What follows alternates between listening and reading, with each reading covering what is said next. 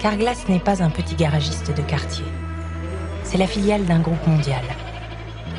19 500 salariés qui n'ont qu'une activité, remplacer des pare-brises. Dans 28 pays, les ouvriers de l'entreprise remplacent un vitrage automobile toutes les 4 secondes. Nous sommes dans le nec plus ultra des sociétés de services.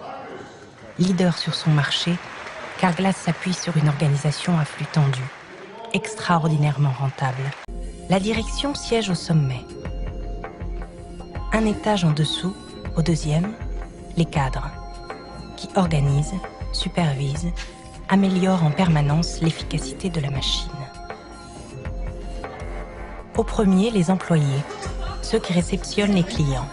Des milliers d'automobilistes au téléphone, énervés face à leur voiture cassée, à la recherche d'un garage en urgence. Le call center est le centre névralgique de l'entreprise. Je vais prendre le numéro de série du véhicule qui est sur la carte grise, c'est quelle marque votre voiture? Les téléopérateurs ont 8 minutes pour trouver une solution. Un rendez-vous dans les 48 heures dans un centre de réparation qui dispose du bon pare-brise parmi les 200 000 référencés. Ici, je vois tous les chargés d'assistance.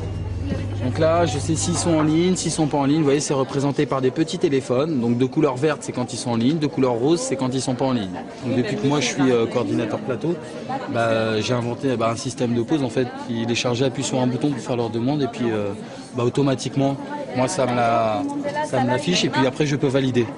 Donc ça, c'est valable sur les deux plateformes. C'est-à-dire que là, j'ai les chargés de Courbevoie. Et je peux avoir aussi les chargés de Poitiers. Donc je peux aussi attribuer les pauses aux chargés de Poitiers à distance. Donc là il y a le petit récapitulatif qui me dit combien de temps donc ils ont pris leur pause. Ça le cumul du temps de pause. Donc c'est 15 minutes le matin, 15 minutes l'après-midi, donc il ne doit pas dépasser 30 minutes. Et puis après il m'indique à quelle heure exactement il a pris sa pause, la durée de la première, la durée de la deuxième, à quelle heure il me l'a demandé et à quelle heure moi je lui ai accordé. Et donc là vous voyez sur Courbevoie, voici les abus. Donc là on en avait 6. Allô madame? Oui, merci d'avoir patienté. Donc, mais il n'y a pas de souci pour demain. Tu as un script auquel tu dois coller en permanence. Au début, on essaye de le faire, parce qu'on ne connaît pas, le temps de s'adapter, etc. C'est ce qu'on fait. Mais je pense que tout être humain, consciemment, quand on reste 10 heures au téléphone à répondre à des clients, on ne peut pas, toutes les 5 minutes, répéter exactement le même speech. Enfin, on devient un robot, on devient fou, enfin, c'est pas possible. Il y a un service qualité qui écoute à haute fréquence les appels des chargés et qui traque comme ça la petite bête. Bon, on nous dit que c'est pour nous améliorer, etc. Mais où est l'amélioration? Alors, qu'est-ce que tu penses de ta prestation, d'après toi? Oui, donc j'ai fait tout ce qu'il fallait, j'ai tout demandé. Je vais vous demander quelques informations au niveau de votre assurance. Et effectivement, on doit dire ce qu'on a bien fait et ce qu'on a oublié de faire et ce qu'on pourrait améliorer. J'ai dû oublier quelque chose, mais apparemment, j'ai tout dit. Ouais. J'ai été directive auprès du client et donc ça, déjà c'est faussé à la base, sachant qu'on a un script. Et voilà, enfin on n'est pas bête, il faut suivre le script, d'accord. Mais effectivement, après tu négocies avec ton superviseur en disant effectivement, j'ai pas dit ça parce que le contexte s'y prêtait pas. Et ton superviseur va dire oui, mais c'est le script. C'est toujours ça la réponse chez Carglass, c'est le script, c'est le script. Il faut faire le script. Il n'y a aucune valeur à savoir répéter ce qu'on me demande de dire.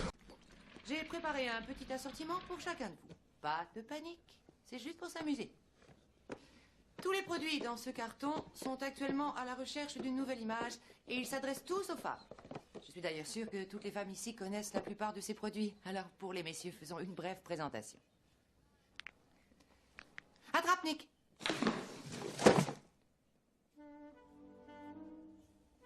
Merci. Chaque carton contient une crème anti-rides, du mascara, un rouge à lèvres hydratant, des perles de bain, du vernis à ongles à séchage immédiat, un flacon de cire à épiler, un soutien-gorge qui soutient encore mieux, un test de grossesse, une mousse coiffante, des lingettes démaquillantes, de l'Advil, un collant gainant et une carte bancaire. Et je veux que chacun de vous trouve une formule de lancement pour un produit, deux produits, toute la boîte selon votre inspiration. On se retrouve demain, on fait un tour de table et on voit où on en est. 8h30, ça vous convient? Bien. Alors 8h30 demain matin.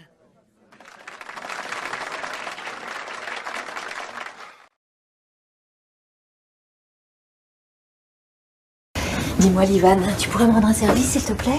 Oui, bien sûr. Solange n'est pas là ce matin et elle devait présenter les dernières fonctionnalités de Naxos à la presse. La conférence est à 14h, tu pourrais leur faire la présentation? Ah, mais je sais pas ce que tu veux leur dire. Bah tu leur dis ce que t'as dit à Solange vendredi. Oui, mais je lui ai fait une présentation interne, c'est pas pareil qu'une conférence de presse. Mais je te rassure, il y a personne qui connaisse le projet mieux que toi. Oui, mais je sais pas ce que tu veux que je leur dise. Tu leur dis ce que tu veux sur le programme, tu seras super.